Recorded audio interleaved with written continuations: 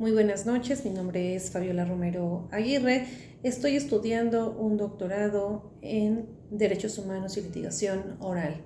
La materia que estoy tomando actualmente se denomina Seminario de Profundización en Técnicas de Argumentación e Interpretación Jurídica. Dicho doctorado es impartido por Karina del Carmen Nájera Cáceres y hoy voy a hacer un análisis de la sentencia 159/2017. Es importante destacar y hacer referencia a que es una justificación interna y que es una justificación externa. La justificación interna no es otra cosa más que la fundamentación, es decir, la razonabilidad, y la justificación externa es la motivación. Tiene como finalidad justificar esa razonabilidad. El 23 de enero del año 2017 se dictó auto de formal prisión dentro de la causa número 83, diagonal 2016, por la probable responsabilidad y comisión del delito de pederastía. Existe suplencia y deficiencia de la queja. En primer lugar, en el inculpado existió una suplencia de la queja en términos de la fracción tercera en relación con la fracción segunda, párrafo segundo del numeral 107 de la Constitución Política de los Estados Unidos Mexicanos.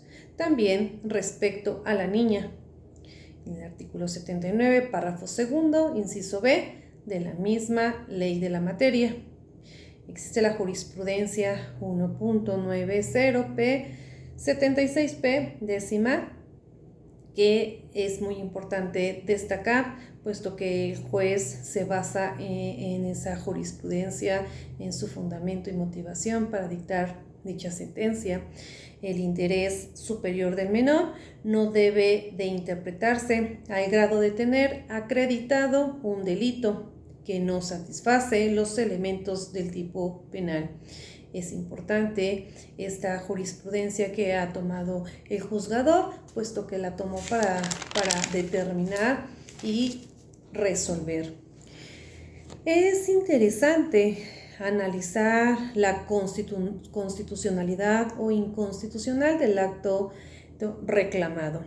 En primer lugar, el tipo penal del delito de pederastía, previsto y sancionado en el párrafo segundo y 183, fracción primera del Código Penal del Estado de Veracruz. Asimismo, también en una tesis jurisprudencial 151 diagonal 2005 nos dice cuáles son los elementos y la configuración del delito de abuso sexual, lo que significa que en primer lugar se va a desmenuzar el tipo penal, que es un sujeto activo sin llegar a la cópula o a la introducción, ya sea vía anal, vía vaginal u oral, que abuse sexualmente de una menor. En segundo lugar, que el agraviado, su integridad moral.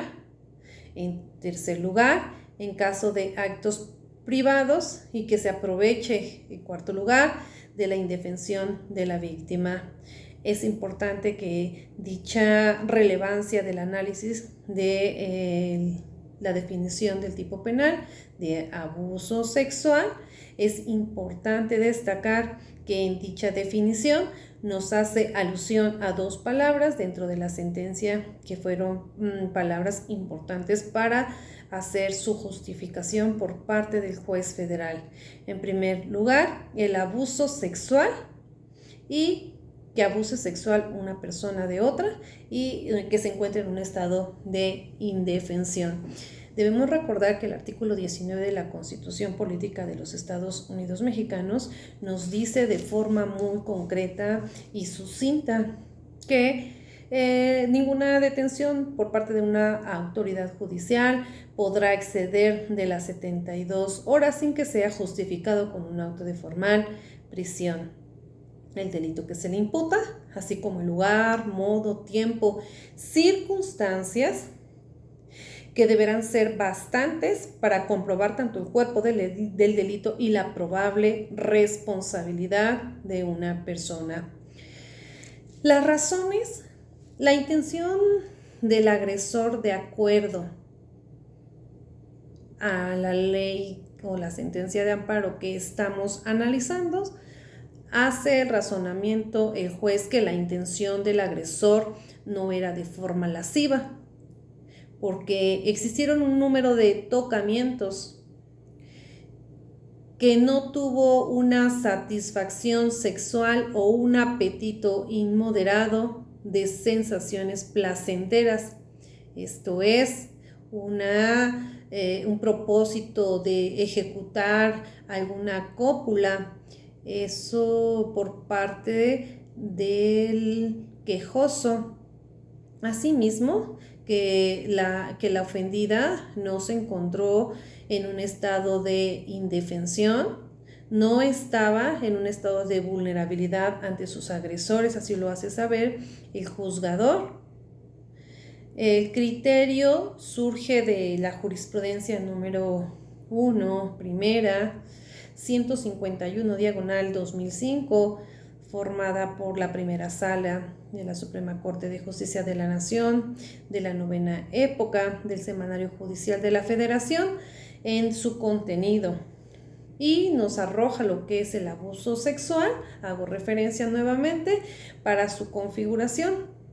Es importante destacar que el juzgador hace señalamiento dentro de la misma que la declaración de la menor con la experticia o materia de una perito en psicología donde tuvo una afectación psicológica solamente fue de forma aislada, puesto que no obraba más datos de prueba. Bueno, en este momento no obraba con otro elemento que pudiera justificar la existencia de dicho delito, puesto que en los testigos, quienes probablemente participaron supuestamente en el conocimiento del delito de abuso sexual, hacían referencias diversas a la propia declaración de la víctima.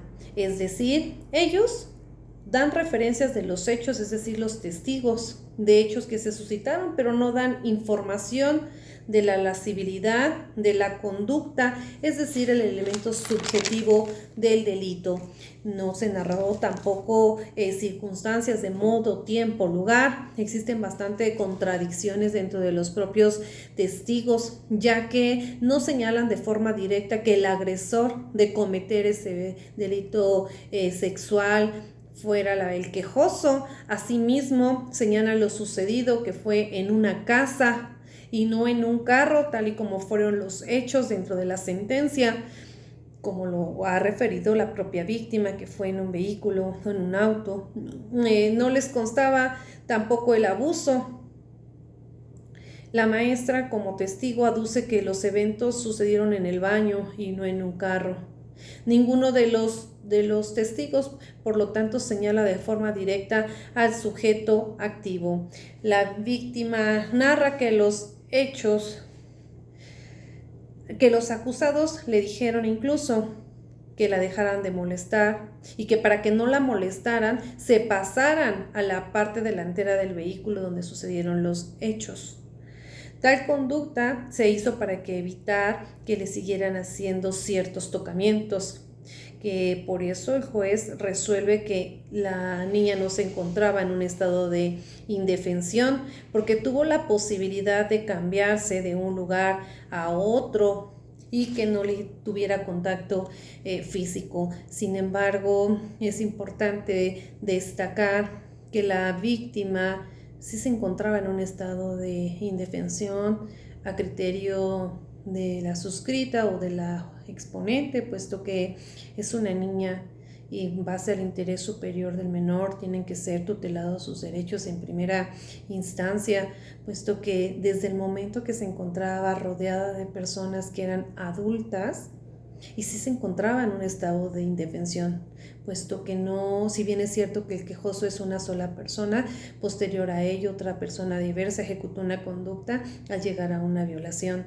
que no se nos debemos de olvidar que se trata de un delito de ocultación, que no es un delito expuesto a la luz del público, es un delito que la niña sí se encontraba en un estado de vulnerabilidad al estar rodeada de personas adultas, y además sí se tiene que valorar el interés superior del menor. Si bien es cierto que el juzgador hace alusión muy clara que no debe de ser de forma aislada, sino de forma conjunta para que se demuestre el cuerpo del delito y la probable responsabilidad, pues en la reforma constitucional que actualmente nos rige, los requisitos para vincular a proceso pues son diversos, son datos que presuman la existencia de un hecho delictivo.